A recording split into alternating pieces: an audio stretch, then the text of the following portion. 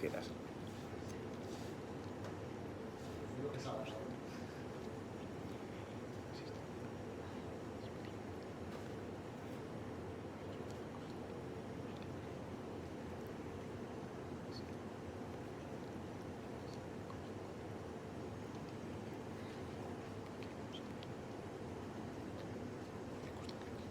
Soy David Ariza y vivo para poner en valor el entorno. No somos conscientes del valor que tiene el sonido del silencio.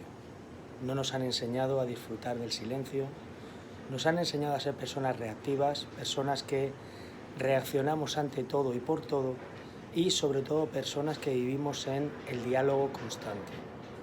Aprendamos a disfrutar del sonido del silencio, seamos conscientes de ello y disfrutemos de sus maravillas. Soy David Ariza y vivo para poner en valor el entorno.